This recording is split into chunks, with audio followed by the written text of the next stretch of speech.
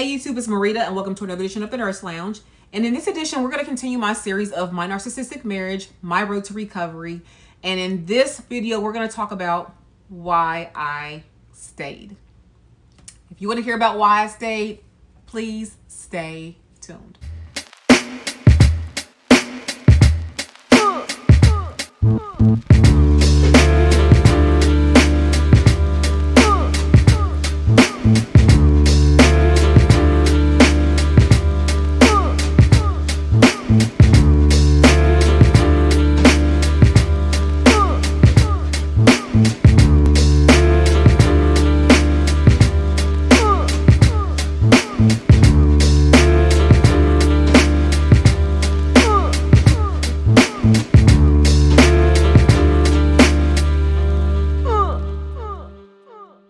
Back. My name is Dr. Marida P and I am a registered nurse, but in this video or this series, we are not talking about nursing. We are talking about my narcissistic marriage that I have endured for the past 17 or going on 17 years. Been married for 12, going on 12. We've been together for 17. Legally, we are still married.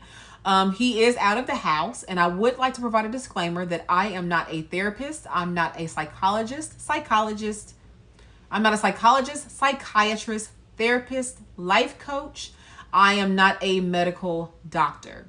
He has not been formally diagnosed with NPD, which is narcissistic personality disorder. However, he does check off on most, if not all of those traits.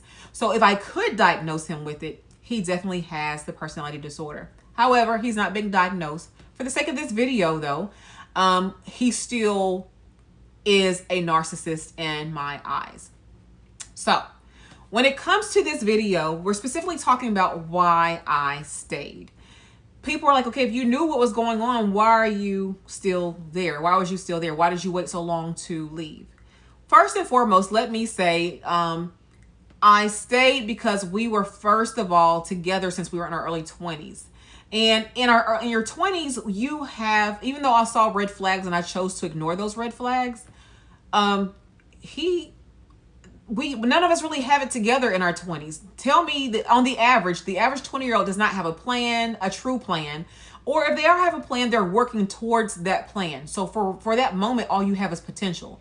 Most 20-year-olds don't have houses. Most 20-year-olds aren't established. Most 20-year-olds have career goals, but they're working towards them. And that's exactly what we were both doing at that point in time. So we were both working towards our goals. However, there were some red flags. Again, I have a video up for that. I was on track and it appeared that he was on track, but he wasn't. So as time went on, he was instrumental in helping me care for my two daughters who are now 22 and 19, but that are not biologically his. So that's kind of how this whole thing started. He did an excellent job. And I will have to say, when it came to my girls, he did an excellent job helping taking care of those girls. He potty trained my youngest one. He was cooking. He was doing hair. He was taking them to school. He was going to meetings. He was the stellar stepdad, if you want to call it that. And we wasn't even married at that point in time. So naturally, when a man comes in and takes care of children that are not his own, and he does an excellent job doing so, and everything else seems to check out, he's a winner, right? So yes, we get married 5 years later. And when we get married 5 years later, well, we find out we're pregnant pretty much after the marriage, if we got married, with my oldest son, Jaden. So we got married and had the child and things like that. And then as time goes on, we had yet another son. Okay, so we have two boys together. The boys are 11 and they are 8 as of 2020, the year 2020. In case you all see this way in the future. As of 2020, they're 11 and 8. If you see this 5 years from now, they're going to be older, okay? So anyway, and I left the girl's father because he was not ideal for me or for my girls, okay? So when you have children involved, I didn't want to have, and I see what kind of consequences or impact it had, especially on my oldest daughter. I really see the impact it had on her. So I was kind of like, I'm not sure, so it was kind of like that situation right there. I'm just not really sure about leaving him, and he's helping me take care of. Plus, at the same time, now we have incurred more debt. We have more babies, and I'm working. And sometimes we stay for reasons that are beyond love. There was no love there. It was more of a, an arrangement, so to speak, a roommate arrangement, someone to help watch the kids. It was not even co-parenting for the most part. As time got on, the environment here was very toxic. He was, sabotaging things. He was making sure we ran up our debt. He was not helping paying bills. He was losing jobs left and right. He was missing the kids' school buses. Even got to the point with one of my kids that they became truant because he was not sending them to school. I'm a nurse, so I'm at work if I'm not doing clinicals with students, or at the hospital working, I'm gone at 5:30 in the morning. So it was his responsibility to put the kids on the bus. And it got to the point where I was getting emails and texts and things like from the school. You may hear thundering and lightning. It is storming outside, but I want to carry on. So if you hear that, please disregard, but that's what that is. I was getting texts and phone calls from school saying your child, Jaden, is tardy for first period or whatever it happens to say. Please send. I'm like, wait a minute. I got him up this morning. How's he tardy? How is he missing? How is he missing? So now I'm texting, trying to call him. Fast forward. My point is this. He would sabotage things like that. So the kids will miss school all the time. And I'm going to try to explain to him why it's important for the kids to go to school, and how DHS, Department of Human Services, or CPS, if y'all call it CPS there, Child Protective Services, can get involved if the kids is missing school. Where I live at, they will report you in a minute. If I live in an area, I'm going to say it like this. I live in an area that the demographics very much not diverse, okay? And if a little black boy come to school, or he's missing school, or he's looking disheveled, or he don't have a haircut. Now, not they will report me for not having a haircut, but if he's not kept up, they will report you for things like that. Now, mind you, as a teacher, they have a legal obligation to report anything that they find suspicious. I'm not knocking that because I'm a registered nurse, and we have to do the same thing. We have a legal obligation, just as you watching this video has an obligation to be a mandated reporter if you see signs or something of abuse or neglect. We all have that responsibility, but as a nurse and as a teacher, we have a true legal responsibility to do so. So I know that because I'm a nurse. So you best believe I want my kids to be on school on time, and I want them to be at school every day, that they're supposed to go to school. I want them to look like they've been taken care of, that they've had a bath, that they had haircuts, that they don't wash their face. You're not going to have a little black child looking like he ain't taken care of. And he would do that. He would do all those things. My boys would go to school. I'm like, okay, did you not have them put on lotion? Did you not have my son put on deodorant? Because I can smell him. Did you not have him put on, brush his teeth? His teeth are yellow as the sun. Not literally, but I'm just saying, are you not making sure they brush their teeth? Like, are you parenting here? And so I'm struggling through all this, wanting to make him understand we have to both be parents. Maybe we can be co-parents and be roommates until we can figure this whole thing out. Because guess what? Your girl done started a doctoral program at that point in time 3 years ago. And it's like, okay, now I was ready to go back in 2017. I had figured out what our whole problem was back in, say, 2016. I'm like, this MF person is a narcissist. And I said something like that. And I'm like, I began to realize and hoping he would grow out of it. I did not know enough about the disorder at the time to know that this does not change. I thought that as time went on, he would grow up and get over it and just kind of figure it out. So at age 40, he has an epiphany. He done told the world, done posted on Facebook how he's going to change and how he's going to get better and yada, yada, yada. And for 2 months, he did. For 2 months, I'm like, okay. Maybe sometimes, we have these epiphanies at different points of our life that we're like, okay, yeah. Well, that lasted for 2 months. And then he reverted back to his old ways. So the more videos I began to watch on narcissism and narcissistic behavior, I began to realize they get worse with age. And next thing you know, he was 40. Then he was 41. And this year he turned 42. And he is worse than I've ever seen him. And that told me right then and there, I was making the right decision to say, okay, you know what? when you finish this program in 2020, you have to leave him no matter how bad this hurts. And I had to think about those boys. I said, is this what I want my boys to see? That this is how a man is supposed to treat a woman? Is this what I want them to see? Is this what I want my boys to grow up and do? Do I want my boys to grow up and find a woman that he can shack up, that they can shack up with, marry the woman, she working 6, 7 jobs, she taking care of their kids while he laid up working his one McDonald's job? And no, I'm not knocking McDonald's as a job. It's a place to work, which is nothing wrong with that. However, when your wife is working 7 jobs, you can't, and you have no mental besides NPD and no physical disabilities, you can do better than McDonald's. You better get McDonald's. And then if you go work McDonald's, you should be general manager by now, because you've been working in food for our entire relationship. Okay. We met working in food. I was working in food way back in the day too. We were 17 years old working the same food place at 17, 18 years old. I grew out of that and he stayed in food. If food is what you want to do, go ahead and do it. The thing is, you need to go ahead and be working as general manager after you've been doing something for 20 something years. You need to be general man. You need to be regional man. You need to be a franchise owner. But nope, he liked them bottom of the barrel type jobs. And so, I don't want my boys growing up thinking it's okay to do minimum in a relationship and she take care of all the responsibilities, all the kids, all their extracurricular activities, all the school shopping, all the haircuts. I was taking my boys to get haircuts. I was doing everything that the daddy is supposed to do with their sons. I was doing it. As of this video today, I was teaching my son how to put air in a tire. My tire pressure was low.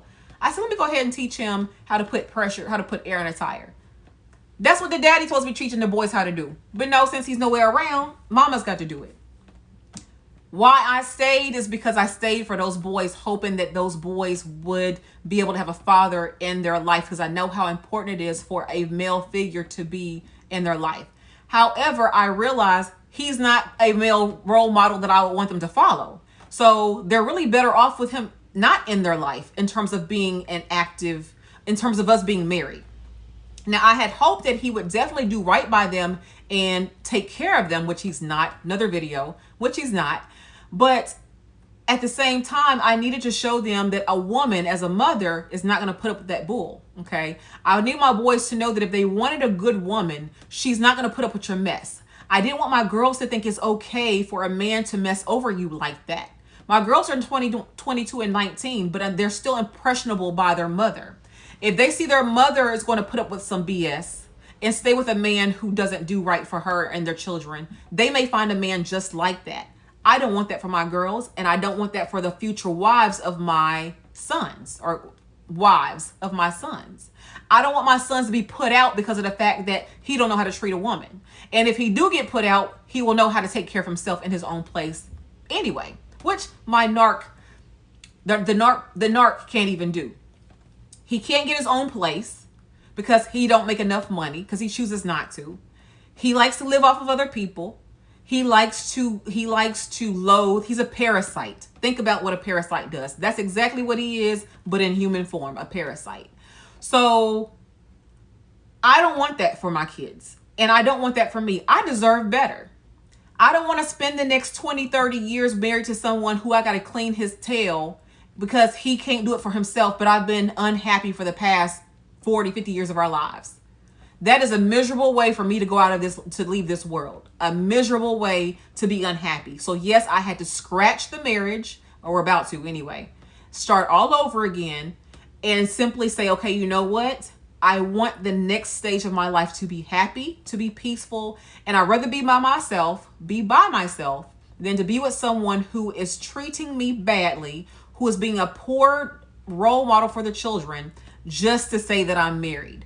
And we're going to have to get out of that rhetoric where we think it's okay to, for the sake of saying we're married, that we're going to put up with some BS just to say that we're married because that is something to achieve. It's great to be married. Yes, it is, if you're with the right person. But I would rather not be abused. And yes, the abuse that they provide in terms of mental, physical, or they do a lot of mental abuse, a lot of emotional abuse, a lot of financial abuse. Those are all forms of domestic violence. Domestic violence don't mean they're hitting you all the time. He never hit me. Like I said in the previous video, I will knock him into next week. He knows not to touch me. That's never been an issue. But up here, he had me so messed up in the head. And now that I'm seeing things a whole lot clearly now, I can see him for exactly who he is, which is a devil, a spawn of the devil, a wolf in sheep's clothing, a covert narcissist, and someone who has to get out of my life. And he has to get out now. He can go abuse. Unfortunately, for the next woman he's already with, he's already in a relationship, already done posted it to Facebook. I'm in a relationship and he happy and da-da-da-da-da. I'm happy for him, okay? I'm happy for both of them because guess what? That's going to be the hell she's about to live in. I don't wish bad upon her. I'm just saying she done took the bullet from me because I'm so done with that situation. So anyway, that's why I stayed. I stayed for the sake of my kids. I stayed for thinking that he was going to get better. I stayed thinking that if I just gave a little bit more time, energy, effort, I stayed thinking if I could just teach him and show him how to do things. Maybe if I showed him how to do this. But then I began to realize he wanted me to do everything for him. He was like, oh, well, you help all your other friends, but you won't help write my resume. I'm like, I can't say what I said. You 42 years old, you can write your own resume. I'll look it over when you finish with it and make corrections, but you can do your own resume. No. Oh, well, he needed somebody to do something for him. He never did anything for himself. He never grew. He never learned. He was not going to grow. And even at 42, still working in low-paying, entry-level jobs, that is all he would go, look for. He never wanted anything better than that. My son wants to be an engineer. My other son wants to be a firefighter. But yet, he's not demonstrating how you move up any kind of ladder, not even not a corporate ladder, like not a McDonald's ladder, not a Taco Bell ladder. He ain't showing them nothing.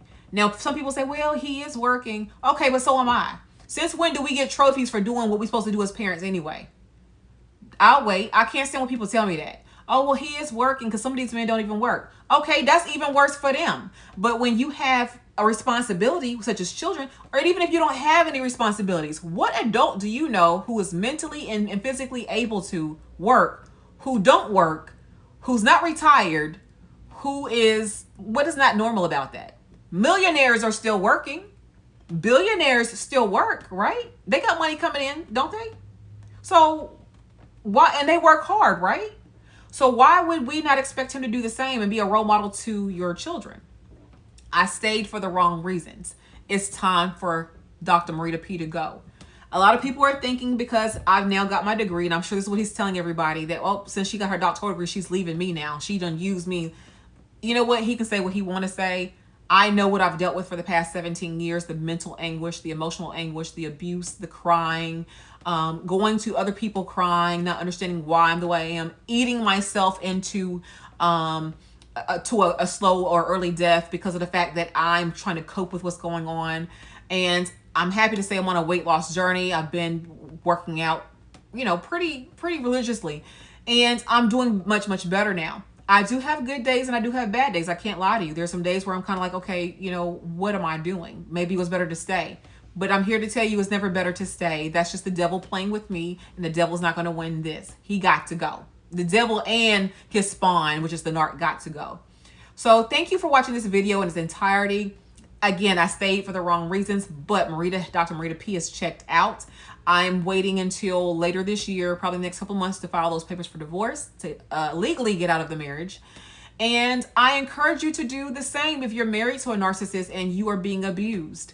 I encourage you to do the same with a family member in terms of not getting a divorce, but definitely go no contact when it comes to that family member. Unfortunately, sometimes it's our mothers, our fathers, our aunts, our grandparents who have treated us so bad. But if they're causing you mental anguish, psychological anguish, emotional anguish, if they're abusing you, because that's abuse, then you need to get out of the relationship with whoever it happens to be.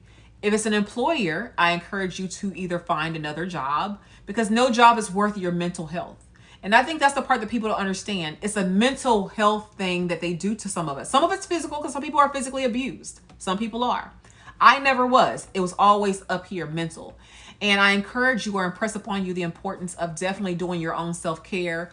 Have you an exit strategy if you need one. And definitely subscribe to my channel for more videos like this. People have often asked me, who do I listen to when it comes to narcissism? I encourage you to listen to as many people as you possibly can on this topic. because they share the same but different perspectives of the same topics of what they endured. So I listened to Dr. Les Carter, which is Surviving Narcissism, Dr. Carmen Bryant, who is Overcoming Narcissist Abuse, Hario Ovadatop, which is somebody I recently found, The Royal We, I just subscribed to him the other day, Sarah Speaks, Associate Direct, which is Quinn Holliday, somebody else, Bishop, or I don't know he's a bishop, but Pastor RC Blakes Jr. speaks heavily on narcissistic people and the Jezebel spirit. He talks about that quite a bit. And I want to say there's one more person, Pink Girl Teaches. I also listen to her. She's relatively new for me, but that's someone I also listen to when it comes to narcissism. Thank you so much for watching this video. Subscribe, share, like, comment, and definitely let's have a conversation in the comments below. I love to create, or I love the dialogue that we share when it comes to talking about this subject as well as others. Follow me on IG. I have an IG page that more so geared towards nursing, but if you want to know how my life is outside of that, outside of this problem marriage, outside of, you know, those types of things, definitely go follow me on IG. You'll see, you know, what I do over there. There's memes, there's nursing things. I just finished my doctoral journey. In case you all don't know, I am a doctor nurse, meaning that I have the highest degree of nursing that you can get, which is a doctorate. And I have obtained that just last month in June 2020. I just graduated, actually. So anyway, if you want to see all of that, or you have nursing questions, I don't care if it's below. If you want to ask a question below this video, it has nothing to do with nursing, that's perfectly fine with me. Definitely you can DM me on IG if you follow me. There's also an email in the box below. Definitely email me there if you want to know more. Also, if you want to do a one-on-one, which someone who's asked me about, if you want to do a one-on-one where we just talk about what's really going on. I am not a coach. I just want to tell you that. I'm not here to get you out of your situation. I want you to know that. But if you want to compare notes, if you want to see what I've been going through, if you want to know how I handled certain situations, definitely reach out to me. We can do a Zoom meeting where we talk about these types of things. I would love to do that with you. If you feel like you need someone to talk to when it comes to this, I am still recovering. I'm still healing. Just because you don't see me crying and boo-hooing on here because I'm glowing and cute with my red lipstick on today, don't mean I don't have bad days. Because I do have bad days when I'm having to deal with the day-to-day of caring for children by myself as a single parent now. But if you need somebody to talk to, I'm here for you. Definitely email me or whatever you need to do, and we will talk. We will make it happen. We will schedule us a Zoom meeting so we can discuss what's going on. So anyway, until the next time, thank you all so much for watching this video in its entirety. You all take care. Bye-bye.